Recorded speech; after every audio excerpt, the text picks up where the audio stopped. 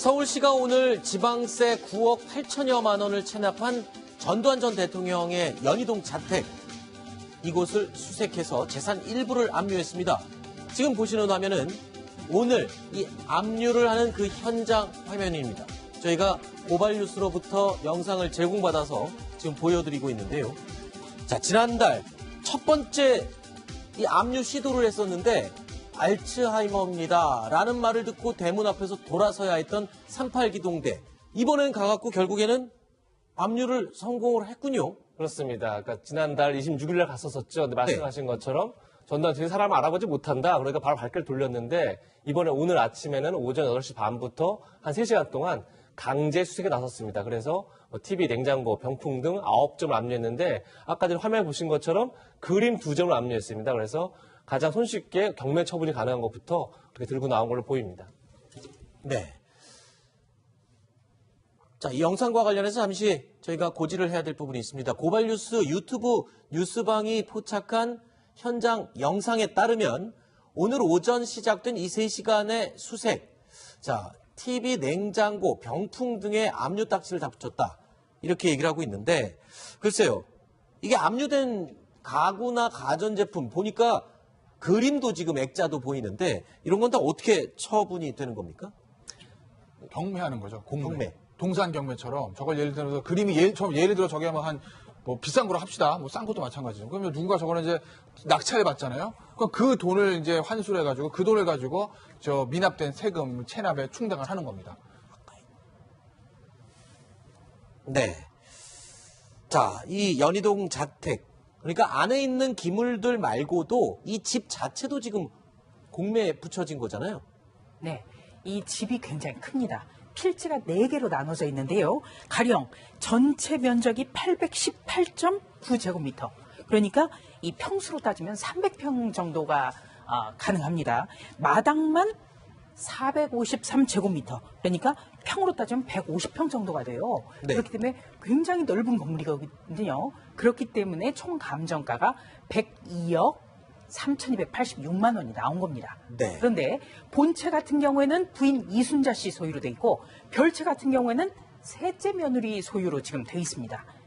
네. 그런데 이 공매로 나온 이 연희동 자택, 전두환 전 대통령이 평소에 유난히 애착을 보였던 곳입니다. 추징금 환수 문제와 관련하여 그간 국민 여러분께 심려를 끼쳐드린 데 대해 저희 가족 모두를 대표해서 머리 숙여 사죄드립니다. 저희 가족이 그동안의 논의 끝에 마련한 주요 납부 재산 목록은 다음과 같습니다. 부모님이 현재 살고 계신 연희동 자택도 환수에 응하도록 하겠습니다. 다만 저희 자녀들은 부모님께서 반평생 거주하셨던 자택에서 남은 여생을 보내실 수 있기를 바라고 있습니다.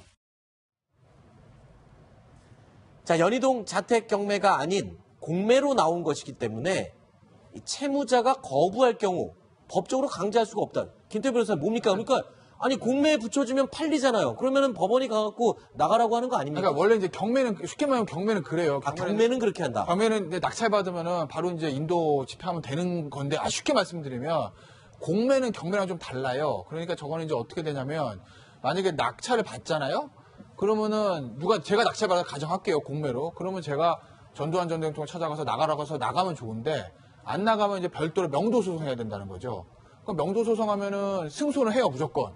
근데 시간 걸리잖아요. 네. 그러니까 시간 걸리고 그것도 집행하는 게 또 전두환 전 대통령 버티면 힘들고 이러니까 이제 쉽게 낙찰자가 나타날까? 라는 이제 그런 문제가 좀 제기되는 거죠. 근데 누가 낙찰받지 않고 공매가 계속 유찰되면 그럼 저거를 환가해가지고 체납된 국세를 충당할 수가 없으니까 또 문제가 좀 생기죠. 그리고 공매로 낙찰이 되더라도 이 명도라고 하죠.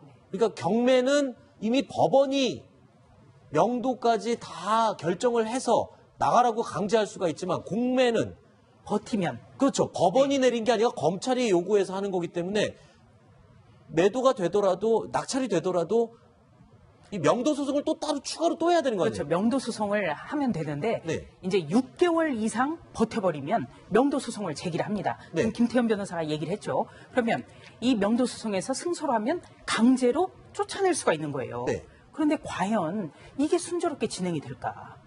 이 또 부분도 명의가 좀 다 살펴봐야 다르잖아요. 지금 그 집 그렇습니다. 말하자면 그 내 구역이 며느리 소유도 있고 또 이순자 씨 소유도 있고.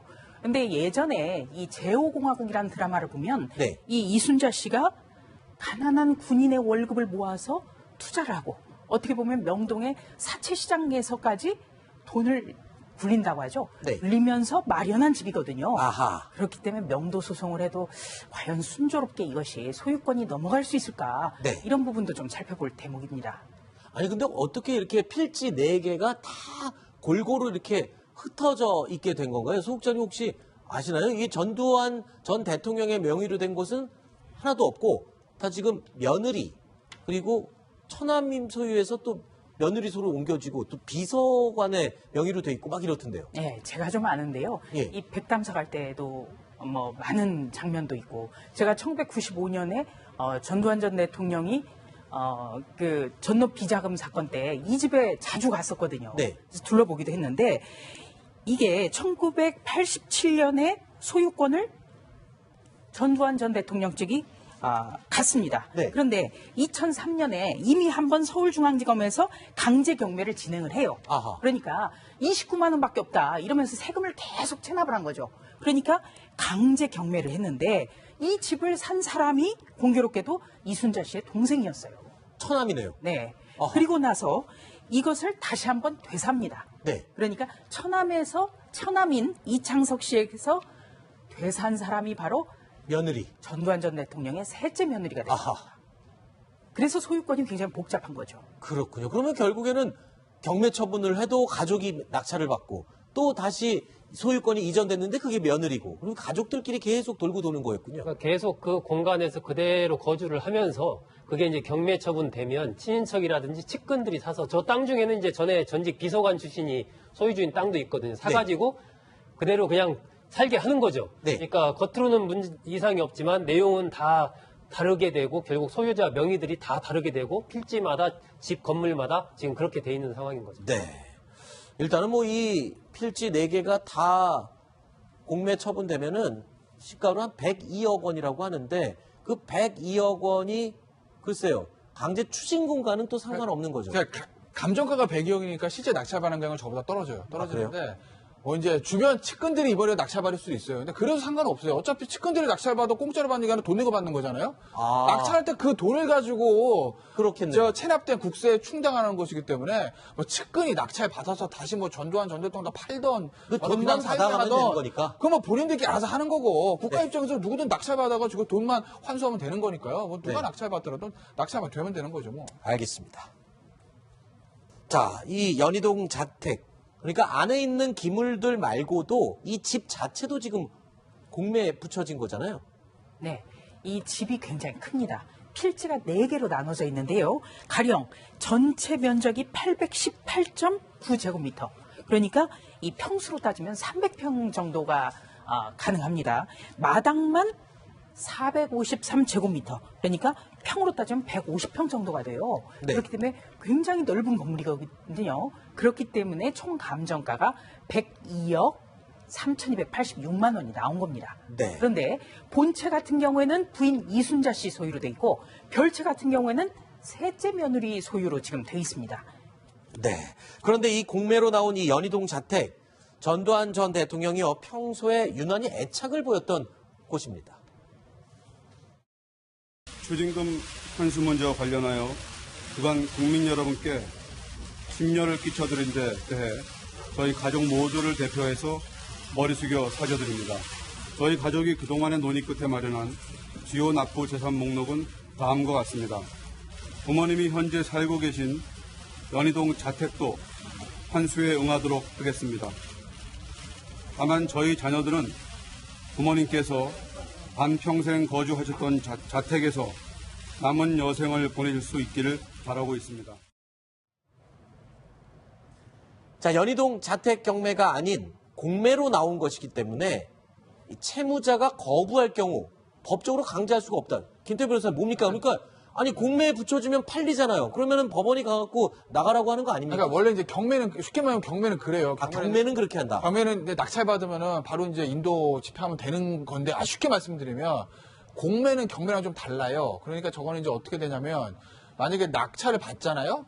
그러면은 제가 낙찰받아 가정할게요. 공매로. 그러면 제가 전두환 전 대통령 찾아가서 나가라고 해서 나가면 좋은데 안 나가면 이제 별도로 명도 소송해야 된다는 거죠. 그럼 명도 소송하면은 승소는 해요, 무조건.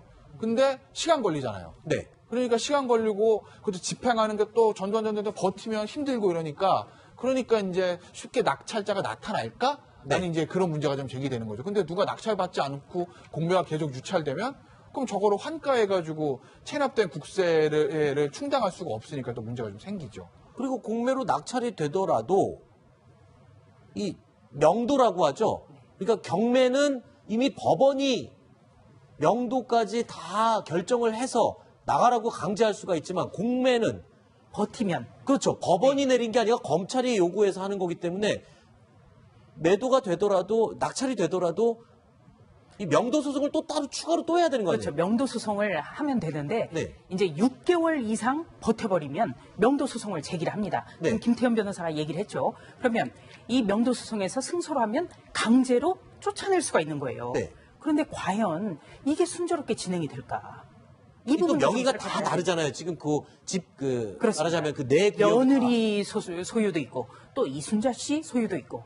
근데 예전에 이 제5공화국이라는 드라마를 보면 네. 이 이순자 씨가 가난한 군인의 월급을 모아서 투자를 하고 어떻게 보면 명동의 사채시장에서까지 돈을 굴린다고 하죠. 네. 굴리면서 마련한 집이거든요. 아하. 그렇기 때문에 명도 소송을 해도 과연 순조롭게 이것이 소유권이 넘어갈 수 있을까? 네. 이런 부분도 좀 살펴볼 대목입니다.